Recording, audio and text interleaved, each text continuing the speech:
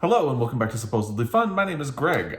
You probably noticed the gaping absence behind me, the Christmas tree. I'm really sad it's gone. The room feels too large and empty now without it, but that's neither here nor there. Just to point out the obvious that it's no longer there. And that makes me sad. We did leave our Christmas village up, so there's still a little bit of holiday spirit in here. We may leave that up indefinitely, given the way the world is still on fire. But anyway, I'm here today to do a Friday Reads video. In this Friday Reads video, I'm also going to do a quick wrap up of my 2020 reading goals. It feels weird to wrap them up since I suspended them.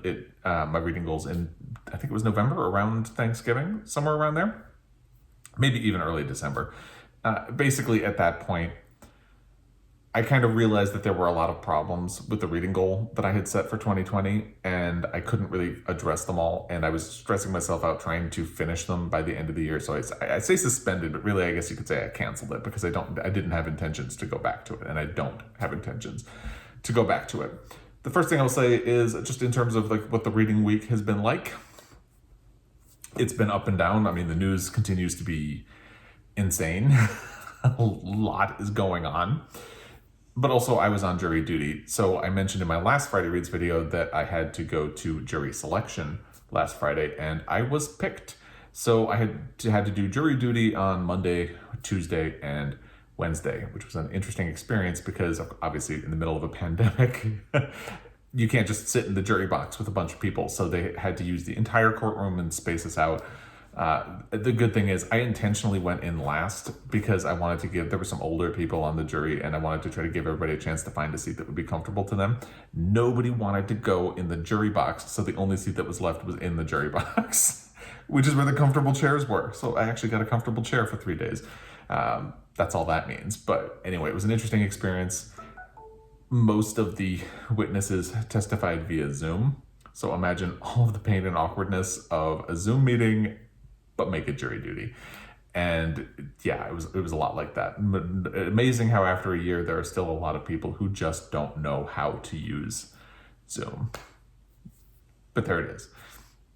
Of course, being me, I stress that we made the right decision.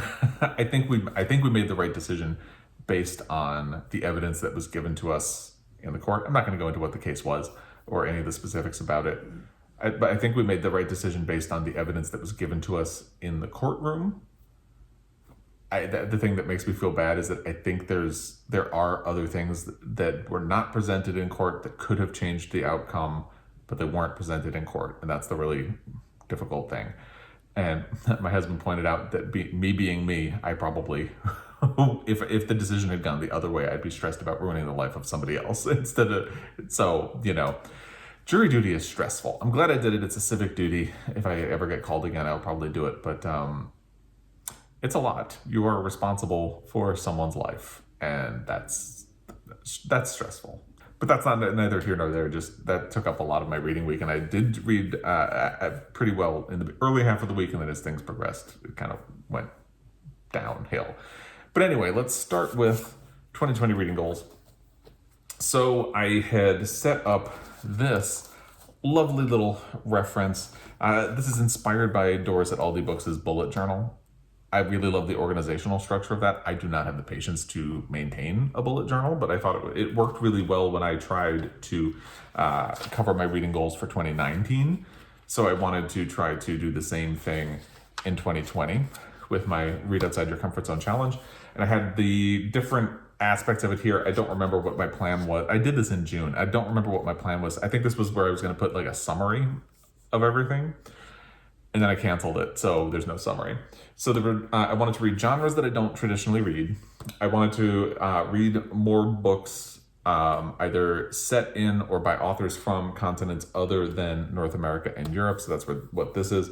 And then this is the part I didn't really get to, reconsiderations. So books that I might not have picked up in any other year, but also I wanted to read a book that I previously loved and see if I still love it, read a book that I previously did not love and see if my opinion of it has changed. That part I did not really get to, and I really only got to the books I would have skipped on my own because of the BookTube Prize. So all of the titles that are listed on there are things that I read because I did the BookTube Prize. And part of joining the BookTube Prize judging last year was not necessarily just to check that box, but because it would force me to read some things that I might not otherwise have gotten to. So the problem with my reading goal, and I covered this when I talked about why I do not have a reading goal for 2021. I will link that video down below just in case you want to watch it. The problem I ran into was that I think if I had selected like one of these items and really stuck with it, it would have been okay. The problem is I made everything really complicated by having like a multi-part, and when I say multi-part, I mean like three, like let's just go with three-pronged instead of multi-part, a three-pronged approach to reading outside your comfort zone instead of just one. And even then, the trouble I started running into was that I feel like at a certain point I was just checking boxes, and was not really the intent. I don't feel like you can judge an author from a continent or a book set in a continent just by reading one book from there or in that genre or anything like that. I feel like you need more. So I felt like I wasn't really accomplishing what I had kind of been thinking in my head I wanted to accomplish, which is kind of a shame. The one I did the best with was Westerns, because I started the year off with that. I listened to True Grit on audio in January. I read Lonesome Dove in March, and then I did an audiobook of Hondo, which I DNF'd. That's the one I did the best on. But the problem is I spent so much time at the beginning of the year being like, okay, I really need to get an understanding of Westerns, so I need to do a couple of them, that everything else suffered because of that. And by the end of the year, I was just trying to get, like I said, check boxes to make sure like, okay, I got a romance, I got a poetry, I got this, and that's it, and move on.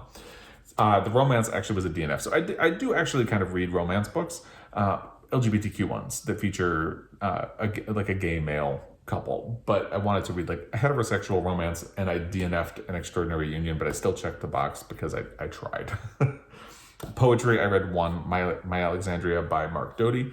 I really enjoyed it, and I would be interested in reading more, but it's just one. Sci-fi, I counted The Left Hand of Darkness, even though I DNF'd it, and that is the book that actually ultimately encouraged me to, I was going to say suspend my reading goal for 2020, but I really just canceled it because it felt like I was not enjoying the book, but I felt like I had to get it in order to meet my goal and kind of check that box. I did get a manga on My Brother's Husband, Volume 1 and 2, which ended up being on my favorite reads of the year. I did not get a fantasy, which was supposed to be the 5th season by N.K. Jemisin. I did not get a paranormal. I did get some YA or intermediate books, like The Black Flamingo, All Boys Aren't Blue, things like that. So by and large, I did okay on that, but like I said, I feel like I would have done better if I had done like a Read Outside Your Comfort Zone challenge and maybe picked 2 or 3, not like a whole list of genres to get to, and just allowed myself to become almost like a subject expert on those items. In terms of continents outside, I did not count because I don't know. I like the problem with starting this in June was that I don't know where I left off, and I didn't feel like redoing the whole thing since I suspended the whole challenge. Now I checked that I did get the continent of Africa, and I didn't think I had. So I went back through my list, and I think what I did is I counted Speak No Evil by Uzodinma Owela for the continent of, because he is Nigerian, and the book is briefly set in Nigeria, but like really briefly. But I feel like that's kind of an example of where this challenge went wrong, because that is very much like an American book. It turned out the Africa plot in that book was really short and barely factored into it at all. So on a technicality, sure, I can cross it off, but I certainly can't say I read anything in 2020 that speaks to what's going on in Africa or what the African literary scene is like. I did not count how many I got from North America and Europe, because like I said, I didn't count this, but I definitely got Asia. I got 1 from South America and 1 for Australia. So technically I hit those boxes, but I don't feel like I'm any more of an expert for having done it. And then, like I said, the reconsiderations are things that I did for the Book 2 prize, like Inland by Taya Obret, Spring by Ali Smith, Garrett M. Graff's The Only Plane in the Sky, things like that. I hadn't even heard of like Sea People and A Woman of No Importance, so I would throw those in there as well. So it was a great idea. I think I would like to revisit the Read Outside Your Comfort Zone challenge in another year, but I won't do this. Like no 3 prongs, like pick one, maybe just Because I think what I did well in 2019 was that accidentally I stumbled into goals that were simple. Like my first goal was to read more books by women than by men. Done. Pretty easy in terms of approach.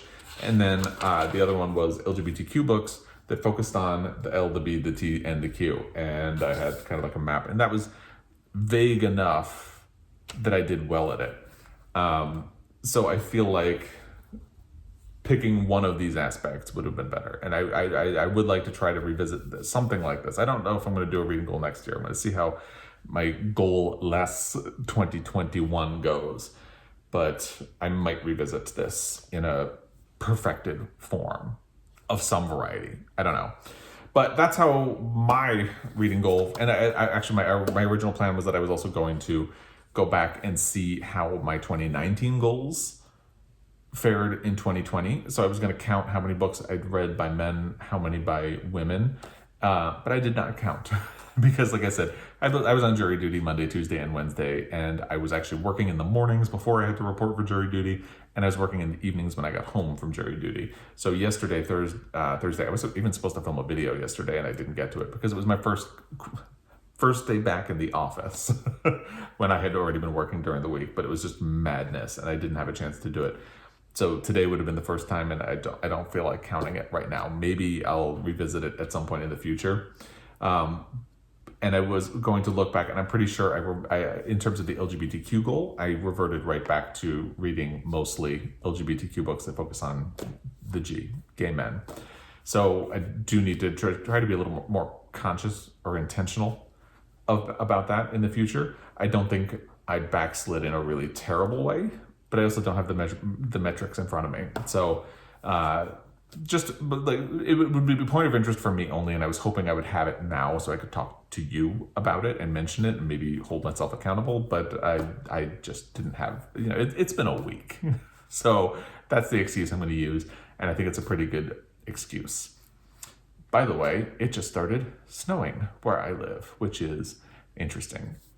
Anyway, let's move into the actual Friday Reads portion of the video. Like I said, I had a good start to the reading week, and then with the stress of the news and then stress over whether or not I was going to ruin somebody's life on jury duty really made it difficult for me to focus. So my reading just really went downhill over the course of the week to the point where I don't think I've read at all. I have not read at all in the last 2 days in The Prophets by Robert Jones Jr. I don't have the cover of it because I take the cover off when I read a hardcover book. And the blessing was at certain points during jury duty, I could pick it up, but that's really most of the reading that I managed to do during the week. So I think when I checked in my last Friday Reads video, I was on page 55. I'm now on page 131. I continue to really enjoy this book, and almost, again, all of that progress was made in the first half of the week. By Wednesday, I was not making any progress in it at all. So I did get a lot done, just not recently. And I'm really enjoying this book, very eager to finish it. So hopefully I'm going to start having the bandwidth this weekend to pick it back up and continue. So again, if you're unfamiliar, this is the story of two slaves. So the premise or the description on the book says it's about two male slaves who are in love on a plantation back in the day. But it's about much more than them. Each chapter kind of shifts to the perspective of somebody else on the plantation, at least in the part of the book that I have read so far, which is actually very interesting because it can make a story feel kind of fractured and like you can't get close to anybody. But I feel like the way it's done here, it always stays close to the story of Samuel and Isaiah, who are the male slaves who are in love. It always stays close to them. They are sort of the center of the story, and everything revolves around them. But it adds this sense of community and the very different experiences that people around them are having, living in the same place, dealing with similar things. And I'm really enjoying it. It is obviously a difficult book because of those things.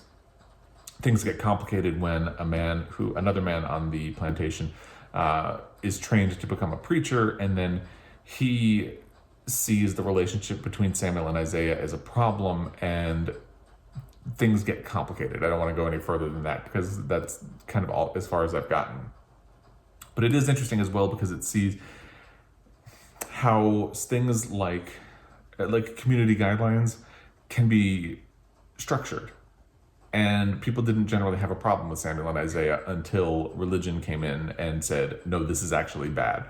And then it starts to change things. It's also really interesting how a lot of the book is dealing with the idea of pushing back against the problems in your life or going along to get along. And I think it's going to be really interesting to see how that plays out in the rest of the book. I'm not halfway yet. I think it's over 300 pages.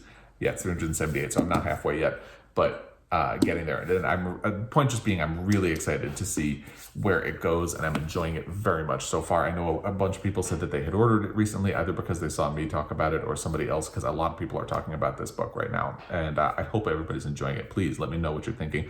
No spoilers, please, because I'm not even halfway through. Because I had finished an audiobook last week, and I did not pick up another audiobook until yesterday because, like I said, especially by the end of the day, I was tired because I was working before leaving for jury duty. I was in jury duty all day, and then I was working again, and then the stress on top of that. I was listening to some podcasts, but I didn't really have the bandwidth to pick up another audiobook. And finally, last night, I did start one. It's Conditional Citizens by Laila, Lalami. I do have a physical copy of the book that was given to me by Steve Donahue, but I had requested the audio a while back, so I'm listening to it that way. I did not grab it before I filmed this video, so I'll put an image here if I think of it. So I'm not too far into it yet, but it is very interesting so far. This is a story about her own journey to gaining American citizenship, and how even after getting citizenship, she has been treated like a conditional citizen, and sort of treatment and mistreatment in America, and she feels like she's perpetually in limbo because of it, and the difficulties of immigration and things like that. It's very interesting so far. I don't feel like I'm really far enough into it to talk about it too much. Like I said, I think I made it 15% of the way through, which I don't know what translates to in page numbers. I think it's about 52 minutes in terms of the actual length of the audiobook, the audiobook, or in terms of like some measurable metric like minutes. So I will be talking more about that as I get into it. Have not decided what's going to be coming up next. Did not finish anything in the month. There were in the week. There were no DNFs as well. So that's my reading week for now. Hopefully this weekend things will be picking up. If it is going to be snowing, we may be kind of stuck in the house. I wish we had a Christmas tree if we were going to be stuck in the house, but oh well, it wouldn't be seasonally appropriate. Anyway, that's my reading week. I would love to hear how your reading week has gone. If you have thoughts about any of these things I've talked about, you know what to do. Put them in the comment section down below. As always, I really appreciate your time. Thank you for following along if you do. I will be back. Until next time, happy reading.